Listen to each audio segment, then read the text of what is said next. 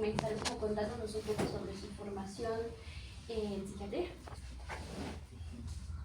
Bueno, la formación en psiquiatría es primero obligadamente la licenciatura en medicina y la especialidad es de 4 años.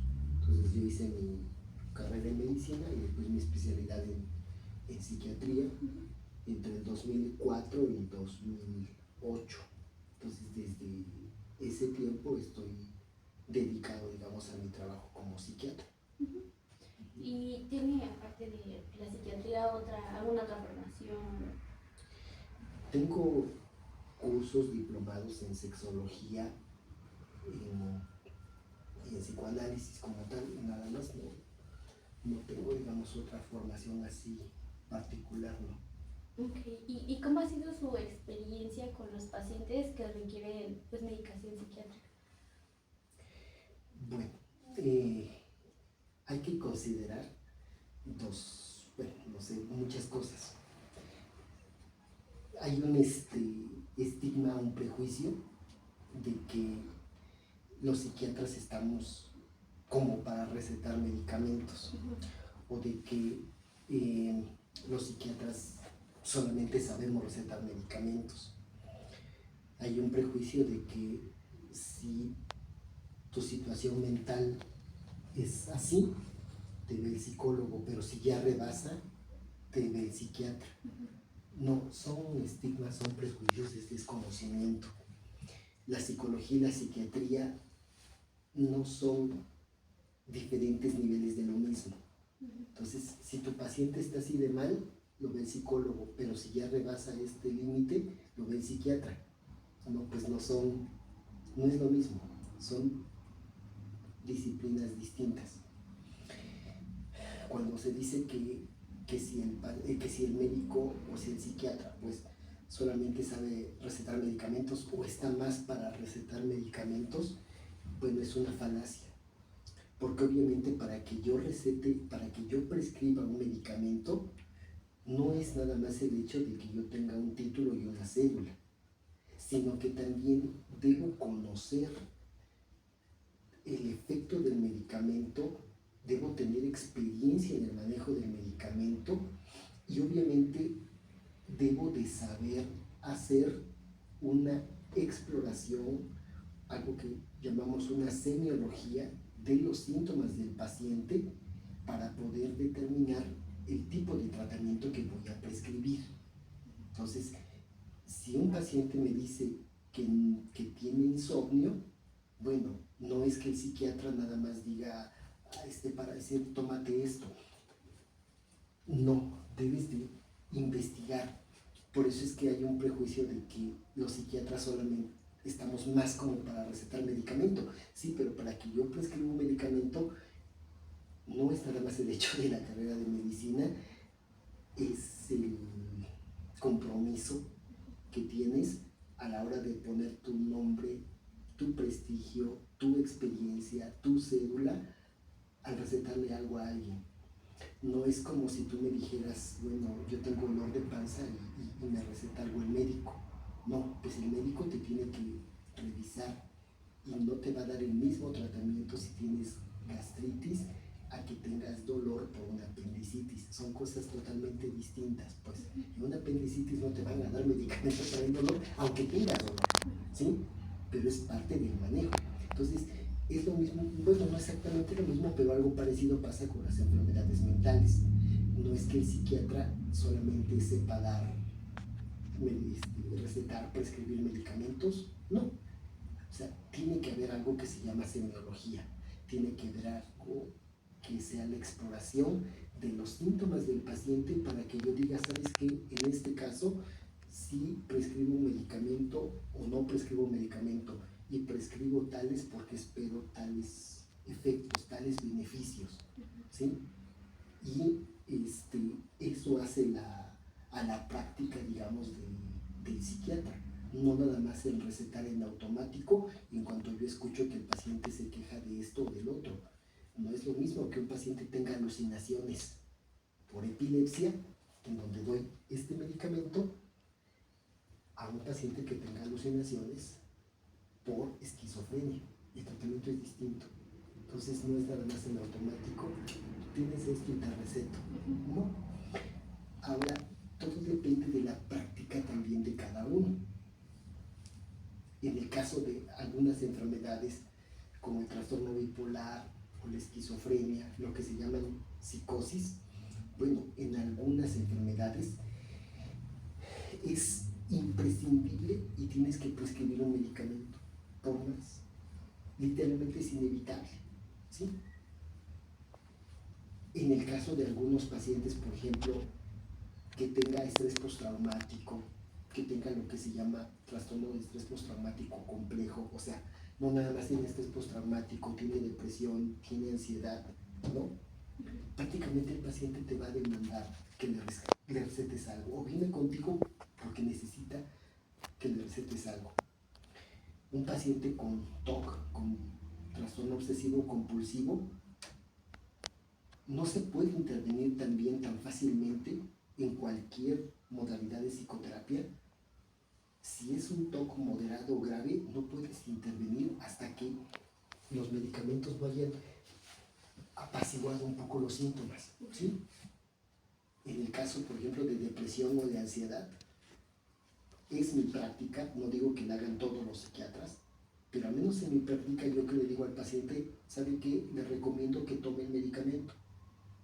Si el paciente me dice, es que yo quiero hacerlo por mí mismo, no quiero depender del medicamento, quiero lograrlo yo solo, yo respeto la decisión del paciente, pero me doy cuenta que precisamente mi función, mi trabajo también es ese, tratar de sacarlo de ese extravío.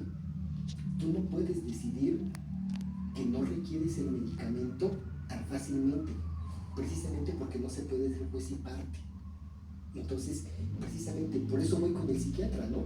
Porque supongo que el psiquiatra sabe, y entonces el psiquiatra me va a evaluar mejor y va a ser probablemente distinta, o debe ser distinta la apreciación del psiquiatra que la que tenga yo de mí mismo. Entonces yo digo, no, es que yo no quiero tomar el medicamento. Por eso, pero quien esté evaluando tus síntomas, por un lado eres tú, y tú no puedes ser juez y parte, tú no eres el psiquiatra. Y entonces el psiquiatra te evalúa y dice, sabes que yo creo que debes de tomar el medicamento. Cuando el paciente conmigo, en forma privada o en institución, me dice que no quiere tomar el medicamento porque debe volverse adicto, porque cree que nunca lo va a poder dejar, ¿no? Que porque le dijeron que son drogas, también parte de mi trabajo es ese, aclararle que no receto drogas, no. Yo se los digo a veces de manera muy tajante. Bueno, yo no receto drogas, no, yo no soy narcomenudista. O la otra, de acuerdo, sí prescribo drogas, bueno, pero si nos vamos al término técnico, estricto, científico de lo que es una droga, ¿sí? Y en ese sentido, pues también una droga puede ser una aspirina, pues, ¿no? Ahora, cuando el paciente me dice que él no quiere tomar el medicamento porque no sé, que un día no lo pueda dejar, que qué tal si se vuelve dependiente del medicamento, pues eso ya me habla de que el paciente tiene proclividad a la adicción. El hecho de que yo prescriba un medicamento, yo no lo hago para que el paciente se vuelva adicto, no. No es mi función como psiquiatra o como médico causarle un daño al paciente. Hay una premisa sobre la que trabaja todo médico y que es, lo primero es no dañar. Ahora, en cuanto a los medicamentos, es lo mismo si yo te dijera, bueno, yo le receté al paciente 2 pastillas. Si el paciente se tomó 4 o 6, ¿de quién es la culpa? ¿Mía por haberle prescrito? No. Algo está pasando con el paciente porque yo le dije que tomara 2 pastillas y él tomó 8. ¿Sí? Es que no la quiero tomar porque ¿qué tal si me vuelvo adicto? ¿Qué tal si no la puedo dejar? Pues eso ya me habla de que en el paciente hay un rasgo de dependencia, sea dependencia a una persona, a una sustancia, o sea la dependencia y el apremio de que no puedo soltar el celular y tengo ansiedad. Pues. La otra es que hay que considerar que hay una dimensión de los síntomas mentales que no es fácilmente accesible a la terapia o a las palabras. Entonces, si tú tienes un paciente con un ataque de pánico, tú le puedes rogar y suplicar que se tranquilice. Y aunque el paciente tenga toda la intención de tranquilizarse, tenga la buena voluntad de decir me voy a calmar, es algo que escapa a su control. ¿Sí? O si tiene ansiedad o si tiene depresión, hay una parte de esa experiencia que se llama depresión o ansiedad que escapa al control, que escapa a la buena fe, a la buena voluntad del paciente. Hay una parte de esos síntomas que es poco sensible a la terapia, a la psicoterapia, a la atención psicológica. Por eso es que el uso de los medicamentos debe hacerlo alguien con experiencia. Y por eso es que a veces se impone, es que a veces es necesario. Se impone no en términos de que yo sea autoritario y le diga al paciente te lo tomas porque te lo tomas. No, se impone como un apremio, ¿sí? Es como cuando un paciente sufre una fractura, bueno, pues por más que yo quiera controlar el dolor, bueno, no lo voy a poder hacer. Es obligado que mínimo me pongan una férula y luego que me operen o a ver qué me hacen, pues. Pero es necesario que algo llegue para apaciguar algo de los síntomas de mi experiencia. Y ahí es donde muchas veces se requiere el uso del medicamento. Ya no dijéramos en el control de síntomas como sucede en la esquizofrenia, para los delirios, para las alucinaciones. Y se requiere experiencia en términos de que los tratamientos en psiquiatría no son como en otras especialidades. Si tú revisas un tratamiento, por ejemplo, para un cáncer, bueno, no soy oncólogo, pues, pero ya hay un protocolo, ¿sí? O es como a todos nos han recetado antibióticos. Entonces tú sabes que te vas a tomar la penicilina 3 veces al día durante 10 días. Ya lo sabes, ¿no? Y la dosis ya está estandarizada para un adulto. Pero en el caso de la psiquiatría no. El uso de los medicamentos es más versátil. Entonces, ¿yo puedo usar antidepresivos con un paciente con esquizofrenia? Sí. Y tú dirás, bueno, ¿porque está deprimido? No. Entonces, ¿por qué el psiquiatra le receta un antidepresivo? ¿No? Puedes ver que hay pacientes con ansiedad a quienes se les prescribe un antipsicótico. Y tú dirás, bueno, pero si no tiene psicosis, si no tiene esquizofrenia, ¿por qué le recetan el medicamento? Ah, bueno, el psiquiatra sabe por qué. Y no va a usar la misma dosis de ese medicamento para un paciente con esquizofrenia que para un paciente con psicosis. Perdón, con depresión o con ansiedad. No. A un paciente con TOC se le maneja con antipsicótico, pero no a la misma dosis que la que le doy al paciente con esquizofrenia. No. Si tú tienes insomnio, te puedo recetar un antipsicótico. Lo vas a ir a buscar a Google y vas a decir, oiga, pero es que usted me recetó algo para la esquizofrenia. Si yo no tengo esquizofrenia, o acaso tengo esquizofrenia. No, es que te lo di a una dosis en donde te va a permitir que concilies el sueño. Si tuvieras esquizofrenia, no te daría yo esta dosis, sino te daría una dosis así, ¿no? Entonces, el uso de los medicamentos, al menos de los psiquiátricos, creo que nadie lo conoce mejor y lo entiende mejor, y lamentablemente no todos los psiquiatras tenemos la misma destreza, pero el uso de los medicamentos psiquiátricos prácticamente es terreno del psiquiatra. Sí, sí, sí. Prácticamente solamente él entiende por qué. Tú vas a ir con un psiquiatra, te apuesto que tú vas con un psiquiatra y él te va a decir, sabes que yo te receto el medicamento X como antidepresivo, y te apuesto que si vas con otro te puede recetar el Y y otro te puede recetar el Z, ¿no? Y tú dirás, pero ¿por qué tuvieron opiniones tan distintas? ¿No? Porque hay una parte pues de la experiencia en el manejo de fármacos que realmente es intransmisible. O sea, solamente podrías aprenderla estando tú directamente con el psiquiatra, manejando los medicamentos y viendo cómo le hace. ¿No está en los libros? No.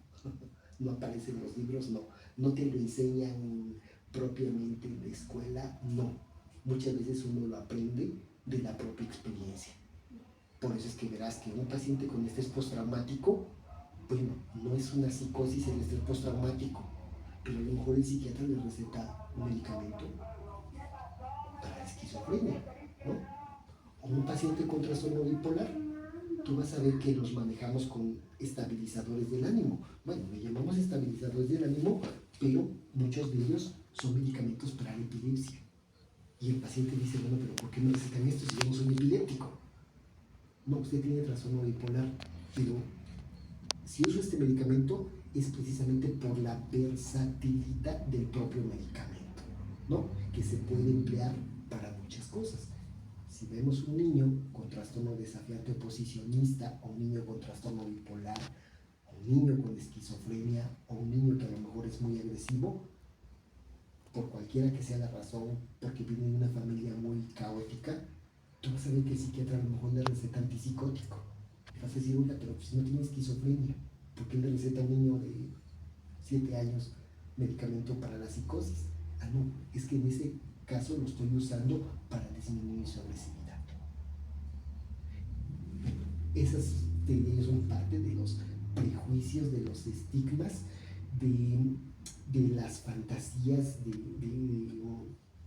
del imaginario que hay alrededor de lo que recetamos los psiquiatras.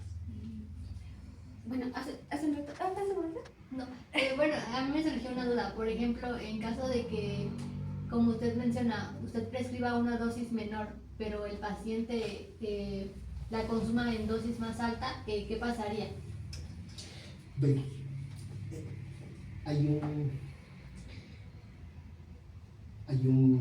como dijéramos, hay un prejuicio, digamos, en torno a los medicamentos, a todos, no nada más los psiquiátricos. Tenemos un imaginario de que si tú tomas el medicamento esta dosis, es benéfico, pero si lo tomas así, ya es veneno, ¿sí? Hay un prejuicio en cuanto a eso, ¿sí? No necesariamente funciona así. Y dependiendo también de algo que los médicos llamamos idiosincrasia, es decir, cómo responde cada uno a ciertos medicamentos o a los medicamentos en general. Si, por ejemplo, yo prescribo una tableta de un antidepresivo y tú me dices, oiga, es que el paciente se tomó 2, bueno, a lo mejor va a tener algunos efectos secundarios, dolor de cabeza, a lo mejor un poquito una sensación de mareo, de sequedad en la boca, a lo mejor no le pasa nada. ¿Por qué? Pues porque cada organismo es distinto. Bueno, pero no es lo mismo un antidepresivo que un antipsicótico o que una benzodiazepina, un ansiolítico. No. Ni todos tenemos la misma tolerancia, no. Por eso no podría decirte así fácilmente, ¿sabes qué es? ¿Qué pasa? Te lo diría en otros términos. Bueno, ¿qué pasa si yo le prescribo al paciente una tableta y el paciente se toma 4? ¿Qué pasa? Que hay una transgresión. Hay una transgresión de una orden, ¿no? Yo te dije que te tomaras una, no que te tomaras 4. ¿Sí? Hay una transgresión y en ese sentido, bueno, creo que es algo que debe atenderse en la consulta, ¿no? O sea, si yo te receto una, que tú te tomes 4, eso ya no es ni culpa mía, ni culpa del medicamento, ni por eso la psiquiatría tiene que ser la especialidad maldita, pues, ¿no? No. O sea, son muchos factores involucrados, ¿no? Cuando el paciente transgrede una orden. También digo, porque ustedes vienen de esta rama, pues, ¿no? De la psicología.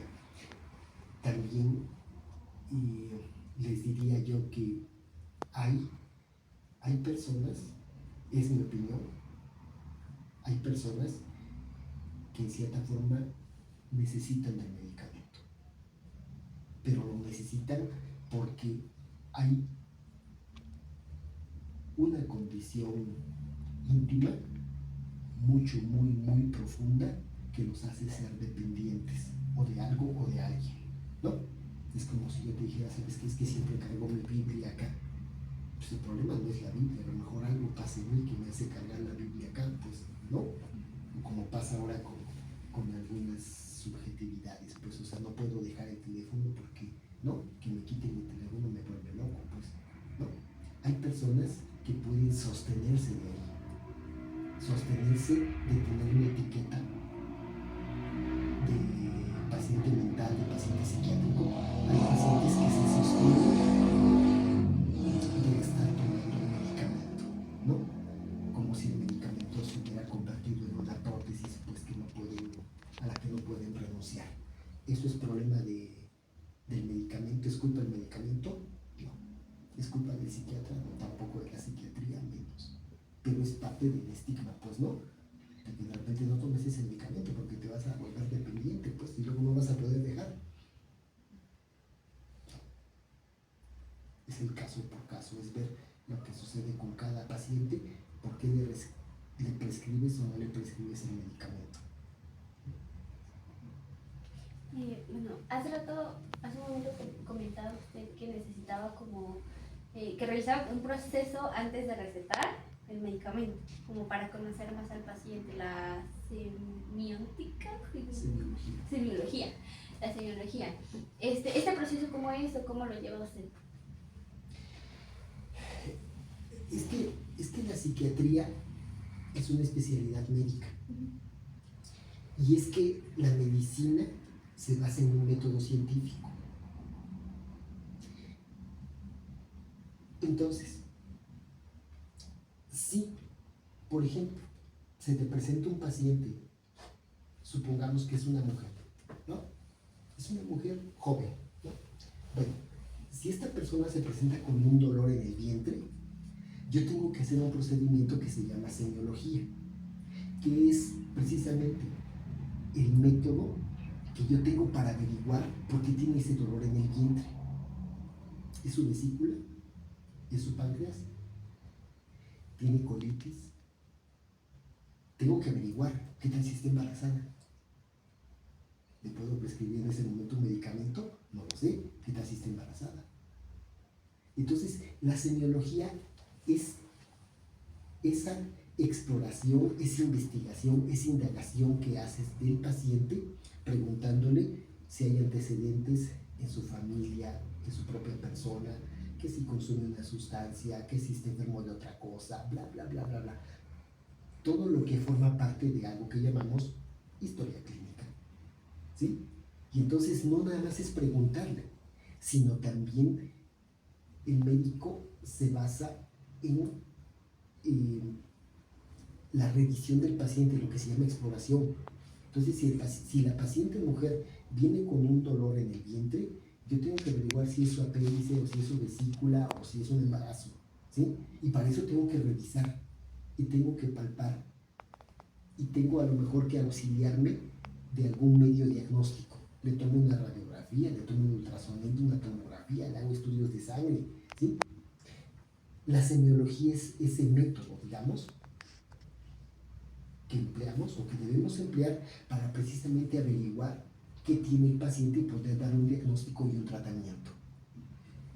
En mi caso, si el paciente dice que se siente triste, que se siente desanimado, no inmediatamente saco mi recetario y le digo que se tome un antidepresivo. Necesito hacer una semiología y desde cuándo se siente triste y la razón de qué. ¿Sí? Y además de la tristeza, tiene usted ansiedad, insomnio, dejó de comer, bajó de peso, bla, bla, bla, bla, bla. ¿Por qué? Porque puede ser depresión, bueno, sí, pero también puede ser esquizofrenia, pero también puede ser una enfermedad de la tiroides. ¿Sí? Entonces, semiología implica esa exploración, esa indagación que debemos hacer precisamente como médicos para saber qué tiene el paciente y poder dar un diagnóstico, un tratamiento, dar un pronóstico posible, probable, de lo que va a suceder con la enfermedad de ese paciente. Ya nos comentó un poco de cómo ve usted como todo este prejuicio alrededor de los psicofármacos de parte de los pacientes y todo eso, ¿no? Eh, Creo que nos gustaría saber más qué tipo de trastornos trata usted en su práctica. Bueno, te diría yo que los prejuicios no nada más son del paciente, son en general de todas las personas, incluidos los médicos. ¿Sí? Sí, o sea, no quisiera yo satanizar a los pacientes y decir, son los pacientes los que ven mal al medicamento. No, incluso los propios médicos, pues, ¿no? O el personal médico, pues, del área médica, ¿no? O sea, todos tenemos ese estigma, ese prejuicio alrededor del medicamento, cuando en realidad el que conoce acerca del uso del medicamento, pues se supone que es el psiquiatra, ¿no? Bueno, yo te diría que en cuanto a mi práctica, tengo práctica institucional y práctica privada. En forma institucional, al menos lo que hay más en el hospital son enfermedades psicóticas, llámese esquizofrenia, trastorno bipolar, trastorno esquizoafectivo, enfermedades psicóticas o enfermedades psicóticas de carácter orgánico, ¿no? Un paciente que tuvo un tumor en la cabeza, un paciente que tiene epilepsia y que hace una psicosis orgánica, bueno, sí.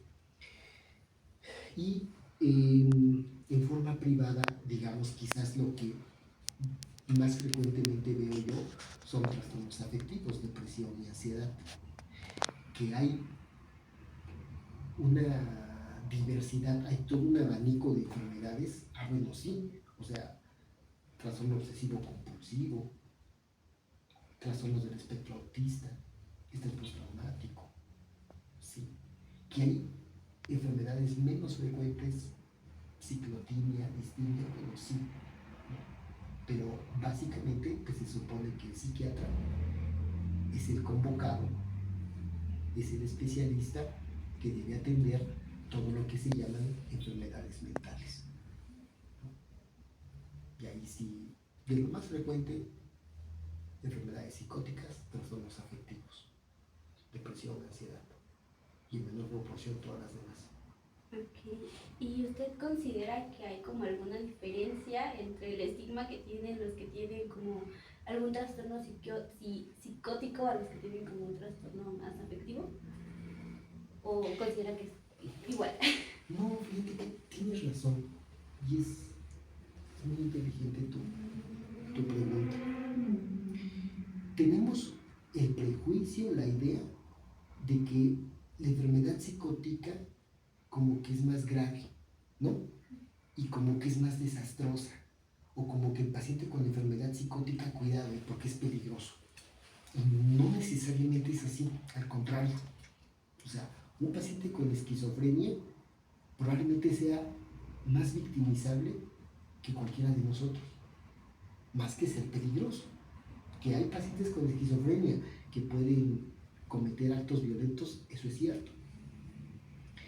Decir, híjole, es que la enfermedad psicótica es más grave que tener depresión, bueno, te diría yo que tanto pacientes con psicosis como pacientes con depresión, también ambos grupos se suicidan, ¿eh?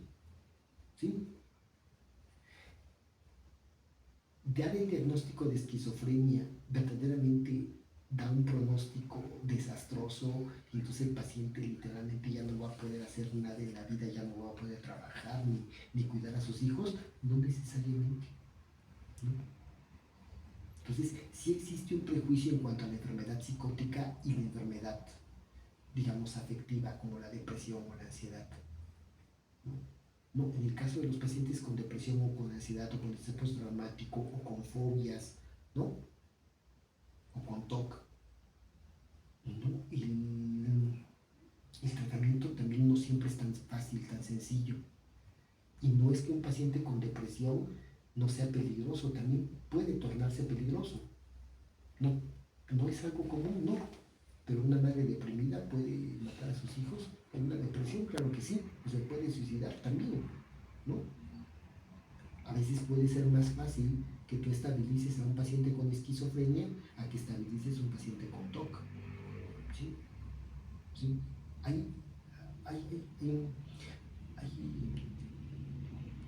un gran polimorfismo, pues hay un abanico de posibilidades infinito cuando te dedicas a atender pacientes con trastorno mental, en cuanto a gravedad, en cuanto a pronóstico, en cuanto a evolución, en cuanto a presentación clínica, ¿no?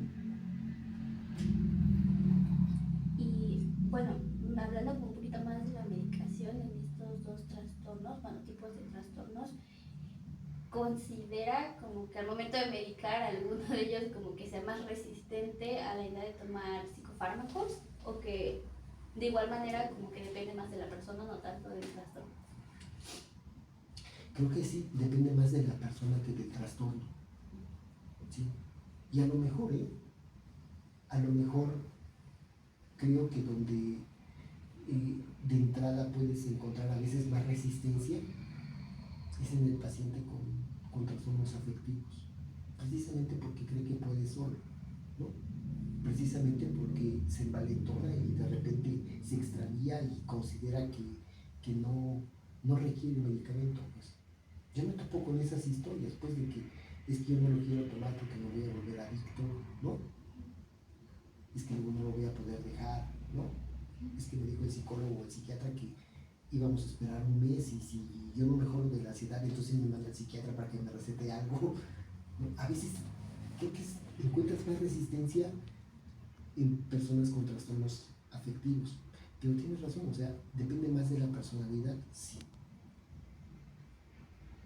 No digo que tampoco sea fácil con un paciente con enfermedad psicótica, no necesariamente, ¿no? Los pacientes con enfermedad psicótica, trastorno bipolar, esquizofrenia, más o menos el 50% antes de un año o al cabo de un año abandonan el tratamiento, ¿sí? ¿Sí? O porque se sienten bien o porque la familia ya no lo pudo comprar, lo que fuera. Y por ejemplo, en este caso de como la barrera que tienen para tomar los medicamentos, ¿cómo influye la familia o la sociedad para que el paciente pueda tomar los medicamentos? Pues te diría que puede influir tanto de manera adversa como de manera positiva.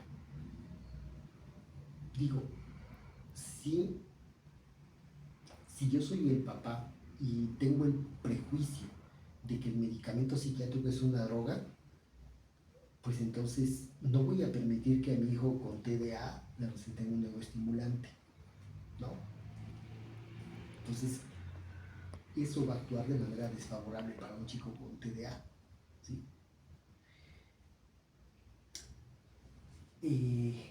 Pero no siempre sucede así. Hay familias que son, llamémosle, como proactivas, ¿no? Que tienen esta flexibilidad o que se informan o que te preguntan, oye, ¿para qué sirve y qué riesgos tiene? ¿No? O no sabe que si usted dice que sí debe usarse un medicamento, lo aceptamos. Y entonces, en ese sentido, sí hay familias que favorecen, que están bastante de acuerdo, digamos, con el tratamiento. En el caso de un niño, pues sí necesitas del apoyo de la familia para que el niño se tome el medicamento. Necesitas a veces del apoyo de los maestros, ¿no?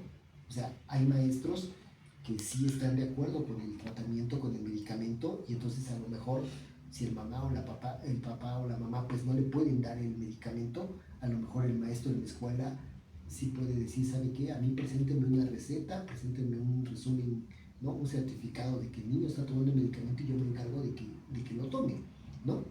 Como habrá quien no participe de eso, pero precisamente por los prejuicios. Entonces, creo que la sociedad, digo, incluso quienes somos del área blanca, ¿no? Podemos actuar favorable o desfavorablemente en cuanto al uso de los medicamentos, ¿no? Todo depende pues ahora sí que de una situación personal, muy de cada uno, ¿no? Te vas a encontrar con personas que son inflexibles y que no aceptan de ninguna manera pues el tratamiento o el medicamento, aun cuando tú esgrimas las razones y des las explicaciones. Pero bueno, o sea, tienes que aceptar que es decisión del paciente, ¿no? También hay una responsabilidad por parte del paciente. Si tú recetas un medicamento y el paciente al cabo de una semana, 2 semanas, un mes te dice, doctor, es que me sigo sintiendo igual, bueno, yo te receté un medicamento, tú no lo aceptaste. Es responsabilidad del paciente, doctor, es que sigo sin poder dormir. Quien no aceptó el medicamento fuiste tú, yo te recomendé que lo tomaras, ¿no? Sí. Y por ejemplo, en esos casos que el paciente o la familia decide no tomar el medicamento, ¿usted interviene con alguna estrategia o cómo es que le hace? Yo creo que sí se debe intervenir porque también es nuestro trabajo. O sea, yo por eso algunas veces sí soy muy tajante y si me dicen, es que es droga, yo le digo, yo no soy narcomenudista. Sí, o sea, para situarme en mi terreno, no, yo soy médico, ¿sí? Y actúo a favor del paciente. No estoy recetando una droga que en ese sentido pues es algo ilegal y que va en contra de la salud de una persona. Y sí, o sea, yo doy la explicación, las razones de por qué creo recomendable que esa persona tome el medicamento, pero no los seduzco, no los intimido, no los amedrento con que lo tomen o con que no lo tomen. Yo explico, trato de poner las cartas sobre la mesa y dejo que el paciente decida. Claro, sí, también creo que hay de parte del paciente la posibilidad de decidir. Porque si el paciente no tiene la capacidad de decidir, lo que serían las funciones cognitivas suficientes, ¿no? Suficientemente íntegras para decidir, entonces tú tienes que decidir por el paciente, ¿sí? O sea, un paciente con demencia, por ejemplo, a lo mejor no va a poder saber, ¿no? No va a poder entender, comprender que debe tomar un medicamento. Pero si te dicen, ¿sabe qué? Lo que pasa es que se ha tornado agresivo y a mí me arañó, un día se extravió en la calle, pues casi lo atropelló un carro. Tú le vas a preguntar al paciente si va a tomar el medicamento sí o no. Lamentablemente, muchas veces, si no hay esa capacidad de decidir, la tiene que decidir alguien más, alguien tiene que tutelar ese tratamiento. Sí, sí.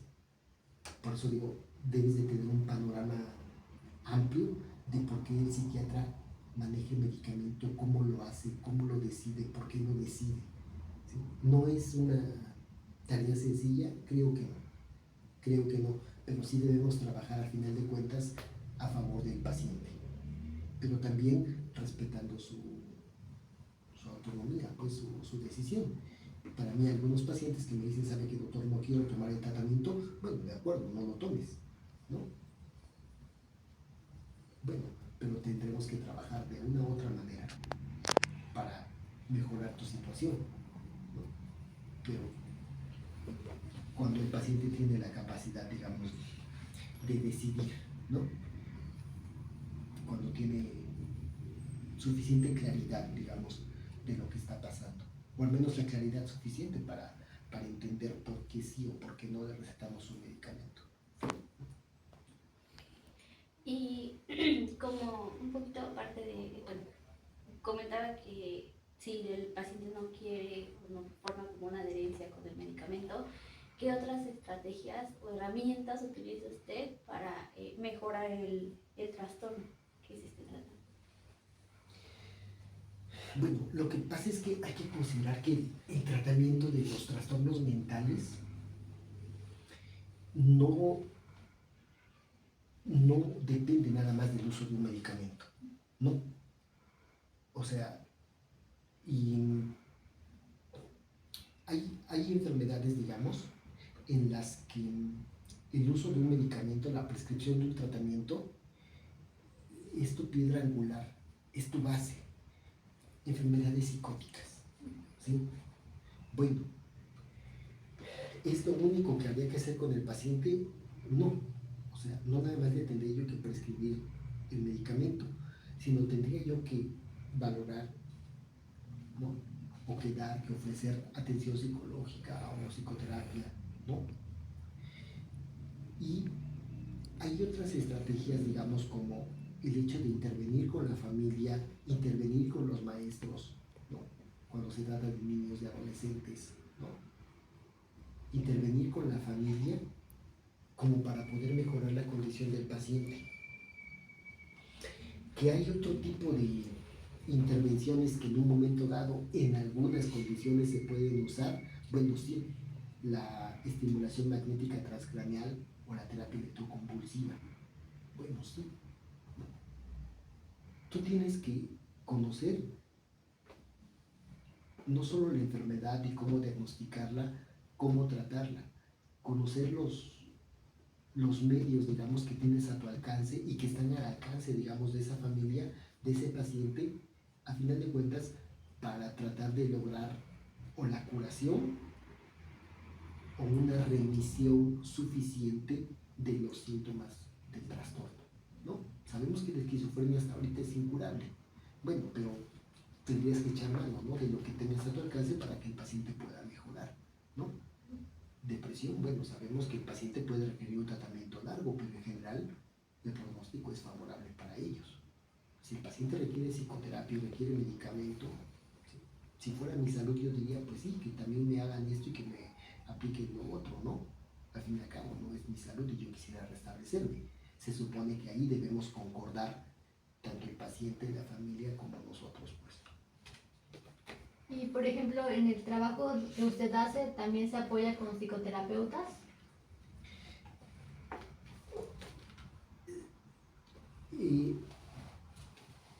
Todos los pacientes en general, se supone que de manera ideal, utópica, todos debieran pasar por alguna terapia, todos, ¿sí?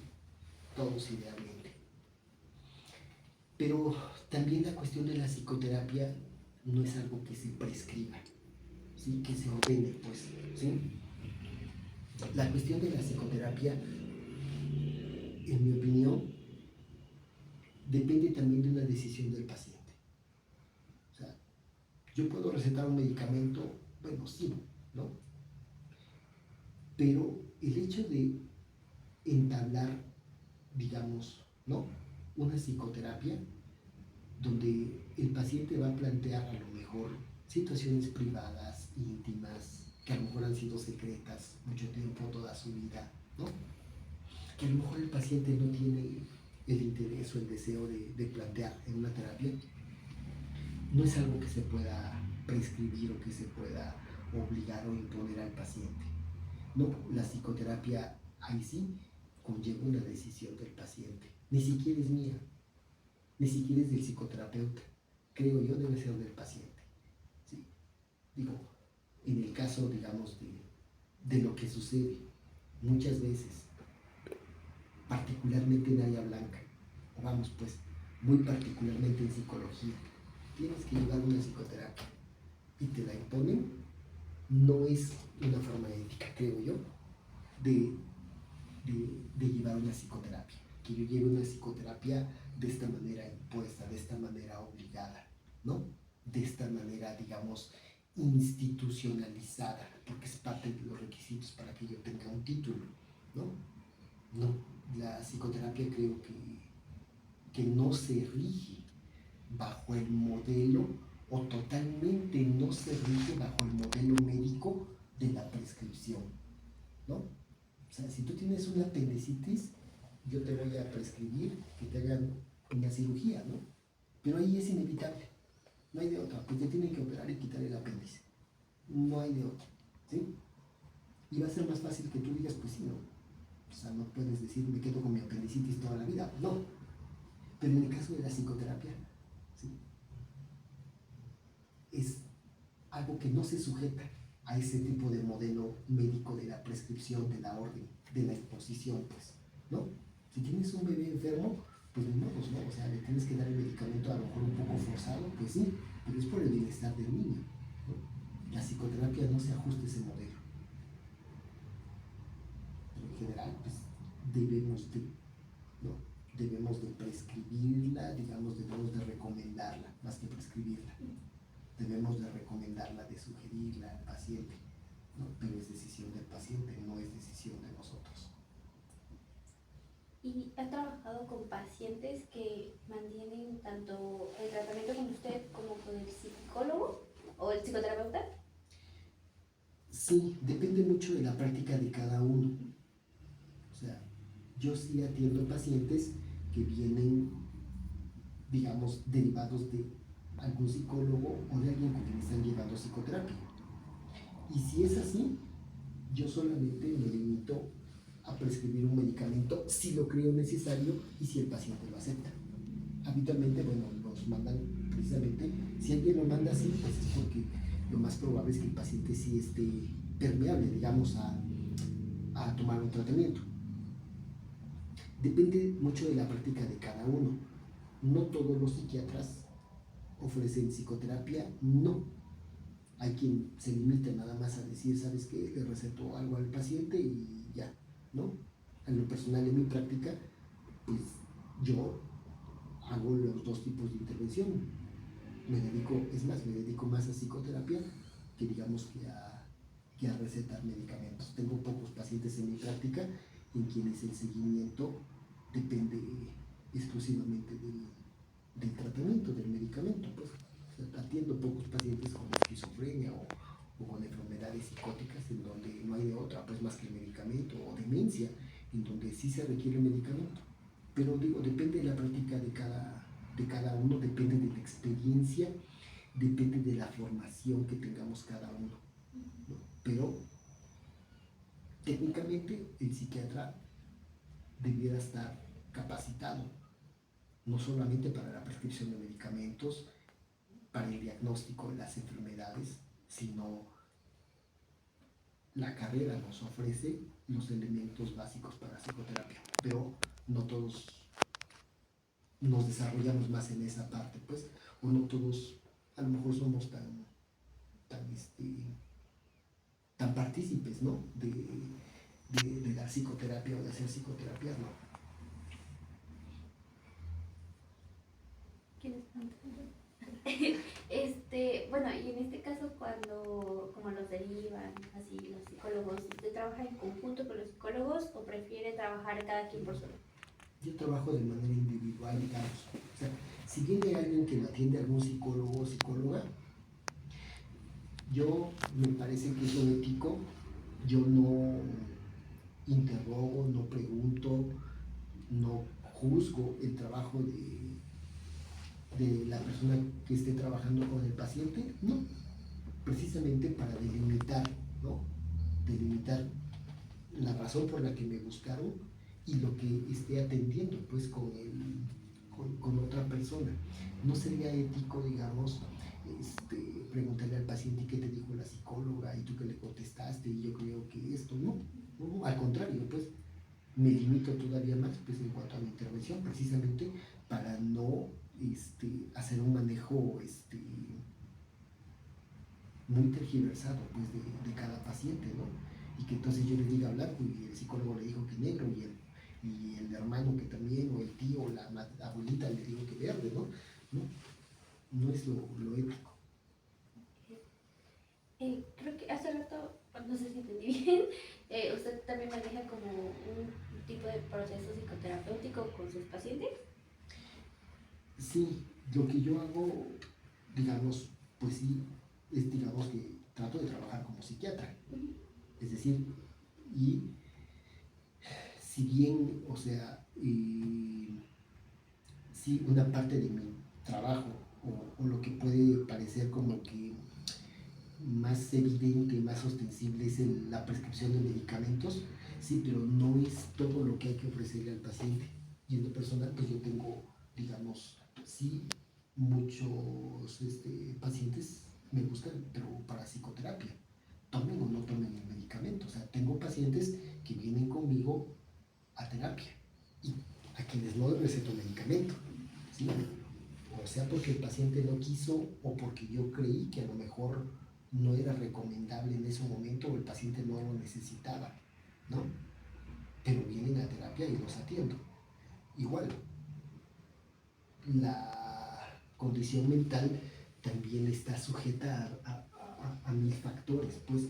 Entonces, yo puedo valorar ahorita, 5 de abril, puedo valorar a un paciente y en este momento decir, ¿sabes qué? En este momento no considero que requieras un medicamento, pero yo no sé dentro de 2 semanas o dentro de 3 meses cuál sea tu situación, y a lo mejor dentro de 3 meses sí te voy a recomendar que tomes el medicamento.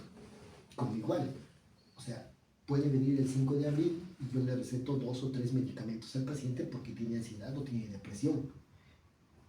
Y a lo mejor dentro de 3 meses o dentro de 6 ya nada más toma uno, o a lo mejor toma el doble. No lo sé, ¿no? Todo depende de la evolución del paciente. Y por ejemplo, en esto que mencionaba que le puede recetar o no le puede recetar, por ejemplo, en un paciente que ya le recetó, ¿cómo puede hacer como para quitarle ese medicamento sin generar dependencia? Lo que pasa es que mira, hay que considerar que no todos los medicamentos son iguales. Yo te diría, ¿qué recetamos los psiquiatras? Por un lado, antipsicóticos, ansiolíticos, antidepresivos, estabilizadores del ánimo, neuroestimulantes, básicamente. Antidemenciales, 6. Bueno, vamos con el último, los antidemenciales. El antidemencial se lo puedo suspender al paciente de hoy para mañana. No hay ningún problema, no va a generar dependencia, ¿eh? No. Quedémonos con que no es necesariamente así como se entiende que te genera dependencia el medicamento. Es decir, una vez que yo lo tome, ya voy a ser dependiente de él. No. En el caso de los antipsicóticos, también lo puedo suspender, o lo suspendo de un día para otro, ¿no? Porque cambie por otro, o porque ya creo que no lo requiere el paciente, o porque el paciente tiene una situación clínica que me obliga a suspender el medicamento, ¿sí? Los antidepresivos, bueno, los antidepresivos idealmente debes suspenderlos gradualmente, poco a poco, sí. Que hay pacientes que lo suspenden de un día para otro y no les pasa nada, es cierto, pero no es la suerte de todos los pacientes. En el caso de los antiepilépticos, los estabilizadores del ánimo, no los debes suspender bruscamente. No. Y no porque el paciente genere dependencia, no, sino porque si tú suspendes bruscamente un antiepiléptico, tu paciente puede convulsionar. Entonces lo tengo que suspender gradualmente. Tendría que ser muy grave la situación del paciente, ¿no? Como para que yo diga, ¿sabes qué? Le dejo de dar este medicamento. Por ejemplo, que haya recibido un traumatismo craneoencefálico, el paciente se cayó de la azotea y ahora está grave, y bueno, a lo mejor mi medicamento en este momento no es tan indispensable y lo puedo suspender ya, ¿no? Inmediatamente, ¿sí? En el caso de los ansiolíticos o benzodiazepinas, bueno, igual la suspensión debe ser gradual, idealmente, ¿no? Pero es lo mismo, digo, es muy complejo hablar de dependencia. Ustedes saben que hay dependencia física y dependencia psíquica. La dependencia física, digamos que es menos difícil de manejar, ¿no? Suspendes el medicamento poco a poco, gradualmente, ¿sí?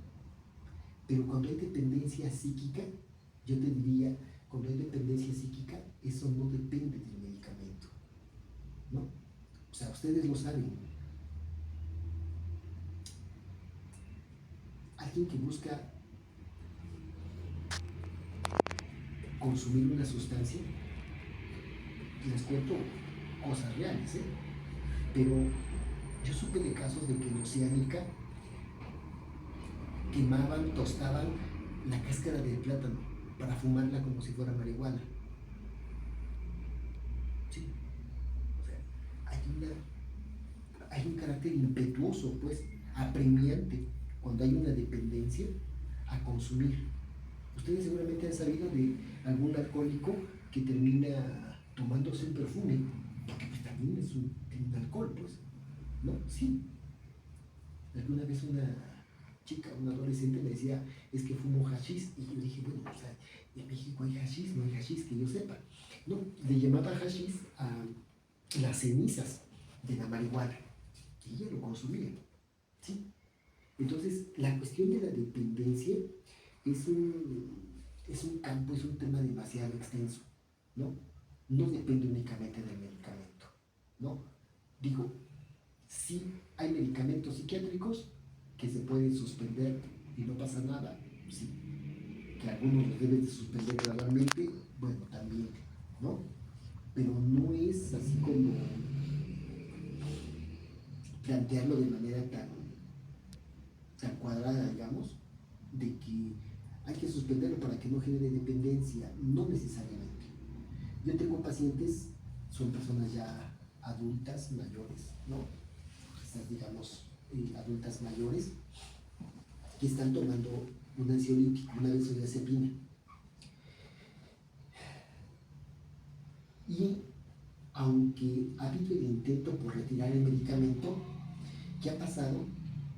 Que no se ha podido, digamos, retirar el medicamento, no por falta de voluntad del paciente o por falta de voluntad mía, sino porque,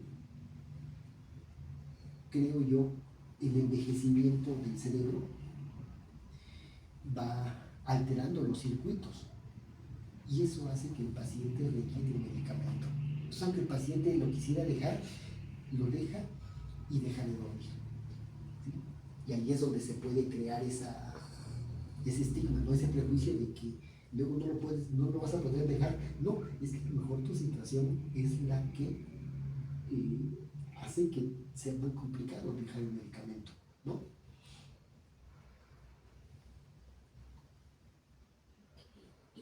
Por ejemplo, en algún momento como de toda su formación o de su carrera, por ejemplo, en la pandemia usted considera que hubo una mayor, que afloraron los estigmas o que disminuyeron, o cómo fue su experiencia durante la pandemia tratando estigmas, prejuicios o los propios trastornos? Bueno, yo creo que los estigmas no es que hayan aflorado. No, los estigmas a lo mejor, pues me haces pensar que a lo mejor se debilitaron un poco, ¿sí? Precisamente porque la pandemia fue un inédito. O sea, nadie estaba preparado para la pandemia, no. Era una experiencia nueva para todos, pues, para los científicos como para las personas comunes y corrientes, pues. Entonces, los estigmas han estado ahí siempre. Que creo que a lo mejor se debilitaron un poco. ¿Por qué? Pues porque no nos habíamos enfrentado a una situación de enclaustramiento como nos obligó la pandemia. No nos habíamos enfrentado a esa situación de que, ¿sabes qué? No te puedo tocar, pues, no te puedo abrazar, no puedes estar cerca de mí, ¿no? No nos podemos ver. Y entonces, por un lado, era una experiencia nueva para cualquiera de nosotros, y por otro lado, a mí lo que me tocó ver más en mi práctica privada es que quienes ya traían un trastorno afectivo o quienes tenían antecedentes, ¿no? Pues de alguna situación complicada, compleja, traumática, como le llamemos, la pandemia simplemente vino a ser la gota que derramó el vaso, pues, ¿no? Entonces, ¿qué me tocó? Bueno, personas que a lo mejor habían tenido un aborto de manera involuntaria, ¿no? O habían perdido a alguien en la pandemia. ¿Qué me tocó?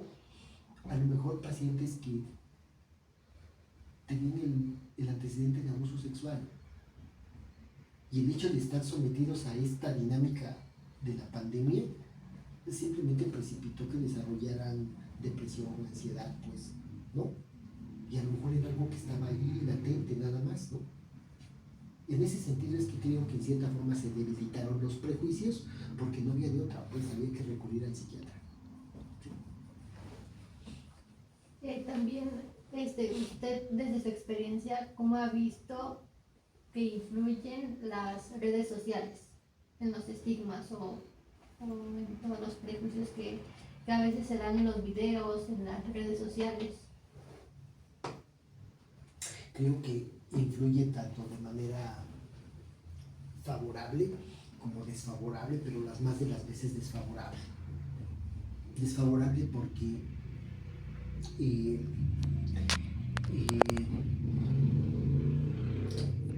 mira, cuando tú atiendes a un paciente, es cierto que hay como una experiencia y un conocimiento, ¿no? Pero el tratamiento psiquiátrico debe de confeccionarse como si tú te confeccionaras un vestido. O sea, nada más, literalmente es nada más para ti. Son tus medidas, es tu cuello, es tu cintura, son tus brazos, ¿sí? Entonces, el tratamiento psiquiátrico debe confeccionarse de manera muy individualizada. ¿Que eso lo haga en la primera consulta? No. Requiero literalmente ir tanteando. Pero en una primera impresión veo al paciente y digo, te voy a recetar tanto de estos medicamentos. Pero no es un cálculo matemático, microscópico, que yo diga exactamente. Entonces, obviamente, si a mí me va mal con el tratamiento, pues obviamente yo voy a hablar mal del medicamento y me voy a quedar con ese prejuicio del tratamiento. ¿Sí? ¿Sí?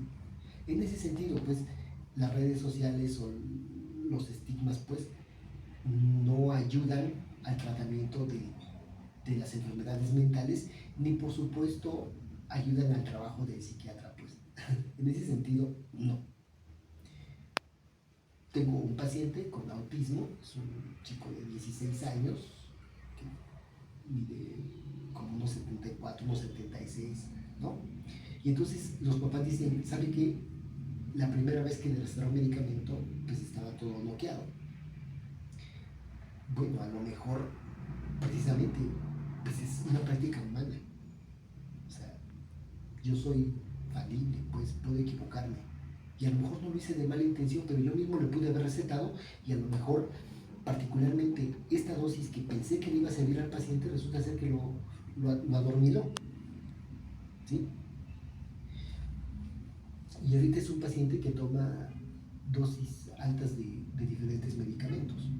Y sin embargo, aún así el paciente está un tanto hiperactivo, hiperkinético, ¿no? Digo, depende de cada uno, pues. Casi es como decir, depende de cómo te vaya en la feria, ¿no? Pero cómo te vaya a ti no significa que les tenga que ir igual a todos.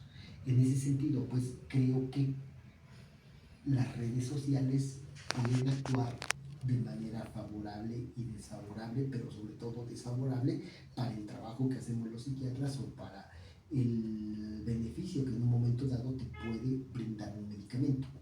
Que creo que lo mejor sería el trato personal, pues, y que directamente el psiquiatra me diga y me explique por qué sí o por qué no el medicamento y para qué sirve y cuáles son los riesgos, ¿no? Y que realmente yo experimentara, pues, verdaderamente, si es que lo requiero, por supuesto, que me prescriban un medicamento que yo me pueda beneficiar en un momento dado de eso, no valga la redundancia, que yo me pueda beneficiar de los beneficios que en un momento puede dar un medicamento. En el caso de las enfermedades psicóticas, esquizofrenia, el trastorno bipolar, prácticamente esquizoafectivo, no vas a ver mejoría en tu paciente hasta no prescribir un antipsicótico. Niños con TDA, hay niños que cuando le prescribes el neuroestimulante, verdaderamente el niño es otro. Virtualmente es otro, ¿sí? Como un paciente con ansiedad o con depresión que te diga, ¿sabe qué? Es que solamente dormí 2 o 3 horas, ¿no? Le prescribes un medicamento y el paciente logra dormir, bueno, a lo mejor no 8 horas, pero logra dormir 6, el paciente te lo va a agradecer, pues. Y yo no tengo el derecho, digamos, a privarlo de que no lo tome por un estigma. O por decir, como a mí me fue mal con el medicamento, tú no lo tomes. Bueno, a lo mejor a ti te fue mal, ¿no? Cualquiera que haya sido la razón, pero no por eso yo debo de privar a otra persona de que pueda en un momento dado obtener los beneficios que que los medicamentos sí pueden traer. ¿Y de qué manera o qué estrategias cree usted que se puedan tomar para reducir precisamente este estigma desde pues, la formación en salud mental, ya sea psicólogos, psiquiatras, psicoterapeutas? Sí. Bueno, yo pensaría que no necesariamente vamos a aspirar a que no existan los estigmas. No, eso me parece utópico, ¿no? No creo que necesariamente yo tenga que creer que deben desaparecer por completo y erradicarlos. No. Que creo que se requeriría mucho trabajo como este que están haciendo ustedes, de informarse, de experimentar literalmente. O sea, yo les puedo ahorita contar 1000 cosas de los medicamentos, pero fuera distinto que ustedes se acercaran al psiquiatra y vieran directamente, ¿no? Y dijeran, ah, bueno, ¿y por qué le recetó esto? Ah, por esto, ¿no? Por esta razón. Y que pudieran escuchar del paciente los pros y contras de que estuviera tomando el medicamento. Sí, sería la única manera, digamos, como para desestigmatizar lo mucho que está, no solo el medicamento psiquiátrico, sino la psiquiatría y el psiquiatra. Sí. ¿Y cree que de alguna forma puedan colaborar el psiquiatra y el psicólogo en precisamente desmitificar el uso de psicofármacos? Yo te diría que sí, y te lo tomo al pie de la letra, porque esa no es tarea de la psiquiatría y de la psicología, esa es tarea del psicólogo y del psiquiatra. Sí, o sea, la psiquiatría y la psicología no están peleadas, sino a veces son las personas. Y en ese sentido, obviamente, en pro de la salud mental, en pro de los pacientes, creo que debiéramos trabajar tanto los psicólogos como los psiquiatras. En lo personal, bueno, yo tengo amigos psicólogos, hombres y mujeres. Hay quien se dedica a psicoterapia que es amistad mía o simplemente me conoce y bueno, dice, ¿sabes qué? Te mando un paciente porque yo considero que sí debe recibir un medicamento, ¿no? Entonces, en ese sentido, sí se puede colaborar, se debiera colaborar, sí, porque al final de cuentas el interés debe ser el del paciente. Pero pues también tú te topas con la otra parte, pues la otra parte de ese paciente a quien el psicoterapeuta o el psicólogo le dijo, ¿sabes qué? Vamos a esperar y si no se te quita, entonces te mando al psiquiatra. O sabes que no vayas al psiquiatra porque te va a recetar medicamento, ¿no? No, mira, no lo tomes porque entonces te vas a volver adicto, no lo vas a poder dejar. Y nos vamos también al otro extremo. A mí me ha tocado por ahí alguien que siendo psicóloga le receta antidepresivos al paciente. Pues, se va a un extremo que no le corresponde. Pues. Pero creo que es eso, es un trabajo de las personas, de los psicólogos, de los psiquiatras, de los psicoterapeutas, de trabajar en pro del paciente, a final de cuentas. Tratando no de erradicar los estigmas, sino digamos, de favorecer que puedan perder fuerza. Y usted si pudiera transmitir un mensaje a quienes le tienen miedo o tienen como esta resistencia a tomar un psicofármaco, ¿qué les diría?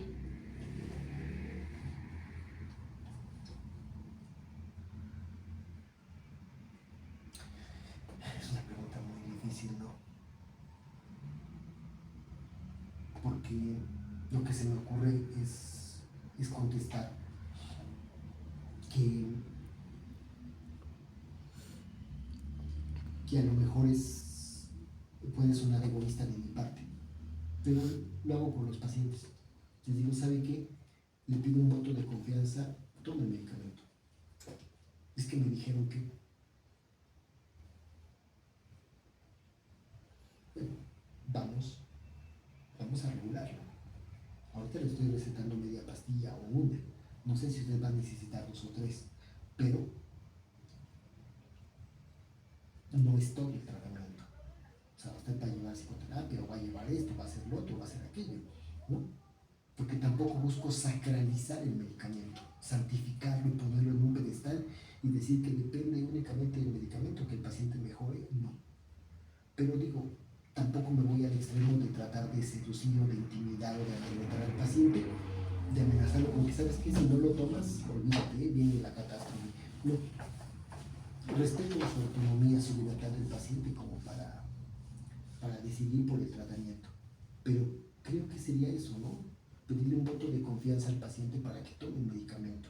Explicarle yo que existen riesgos, sí, pero igual existe riesgo con que te comas una nuez o un camarón. O sea, si no eres alérgica a los camarones y ahorita vas y te comes uno, igual y te enronchas, igual y te da un poquito de comezón en la piel y ya, igual terminas en el hospital con un choque anafiláctico, bueno, sí, y eso es grave, ¿sí? Pero no podemos preverlo tampoco tan fácilmente, no. Y además, bueno, si alguien te pide unos camarones, no va a ser para que termines en el hospital, pues es lo mismo que con el medicamento. O sea, como yo les digo, yo no soy narcomenudista, no.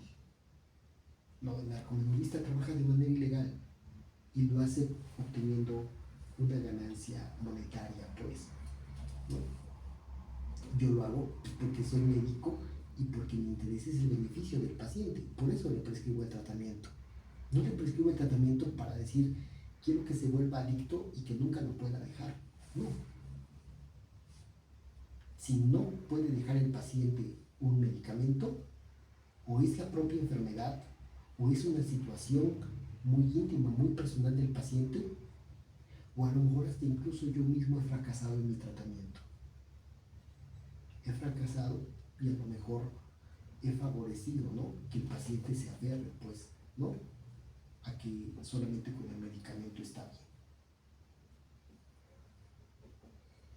bien. ¿Tendrá alguna experiencia que nos pueda compartir en donde estos estigmas estuvieron muy marcados en un paciente?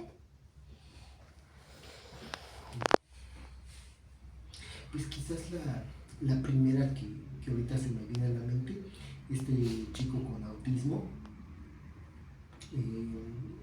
a él lo había visto, me parece, un neurólogo ya hace varios años, tiene ahorita 16 años este chico, y me parece que le había recetado un medicamento como a los 12. Pero pues, es un muchacho grande, muy alto, más alto que yo, ¿no? Está jovencito, tiene 16 años, ¿no? Él se ha lastimado las orejas, sus orejas están un poquito deformes porque se golpeaba, ¿no? Por no decir que también había llegado a golpear al papá y a la mamá.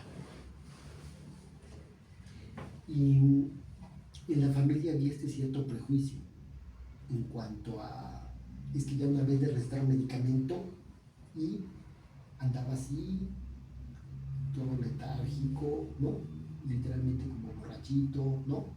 O lo tenían tumbado en la cama. Entonces había este prejuicio. Ahorita yo te puedo decir, tiene de antipsicótico la dosis más alta que se puede usar de ese medicamento, Viola. Tiene una dosis relativamente alta de un antiepiléptico. ¿No es epiléptico? No, pero lo tengo que usar para disminuir la agresividad, la agitación. Además de eso, toma una benzodiazepina, una dosis que te apuesto que si tú y yo la tomáramos, te apuesto que estaríamos durmiendo varias horas. ¿Sí?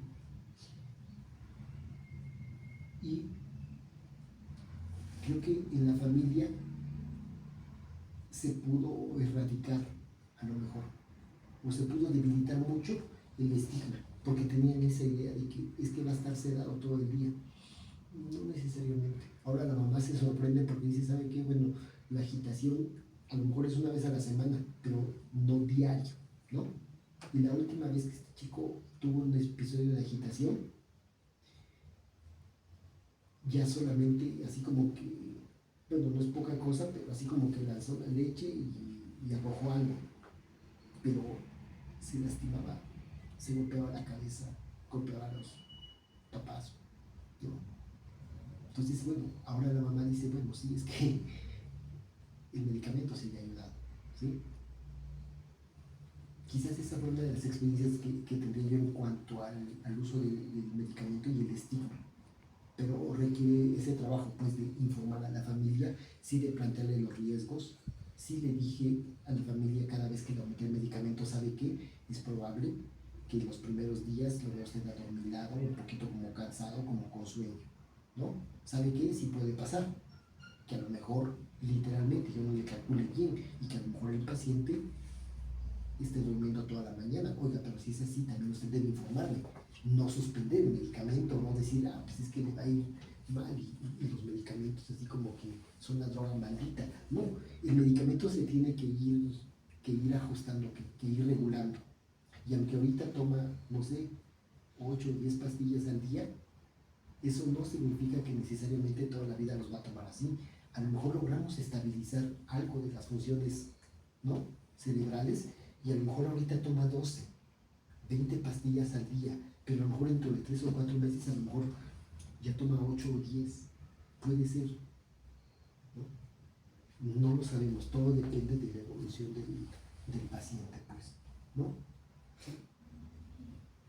Bueno, ya para terminar, ¿qué consejo nos daría más, no tanto como profesionistas o como parte de una formación, sino más como sociedad? ¿Qué nos recomendaría usted como para reducir todo ese estigma que hay alrededor de los trastornos, de los psicofármacos, de la medicación psiquiátrica, pues ya sea en educación o en psicoeducación? ¿Qué nos recomendaría usted?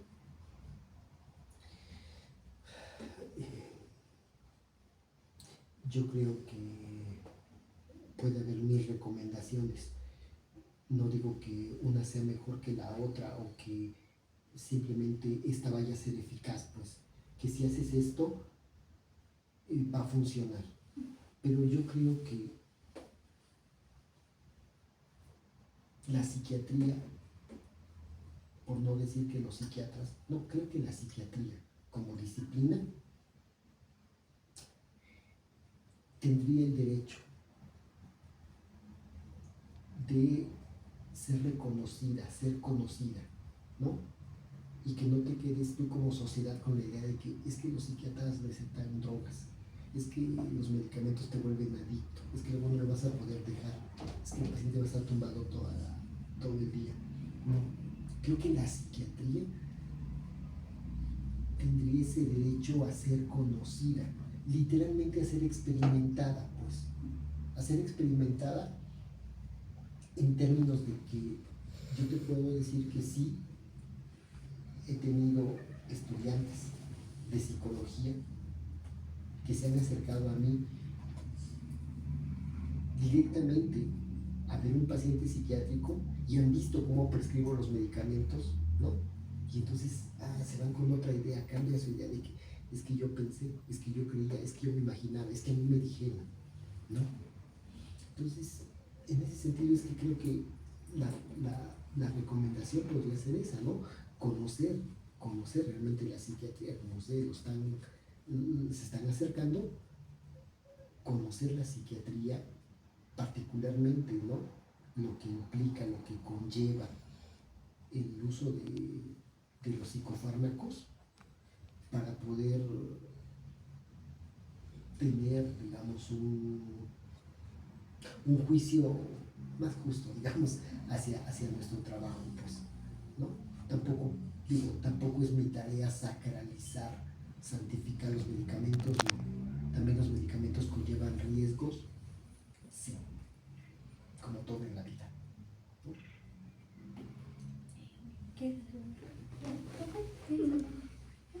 Bueno, creo que de nuestra parte ya sería todo. Agradecemos mucho su tiempo, el espacio que nos brindó y toda la información que nos dio, que fue bastante útil, tanto para nosotros como para el trabajo. Gracias. Gracias.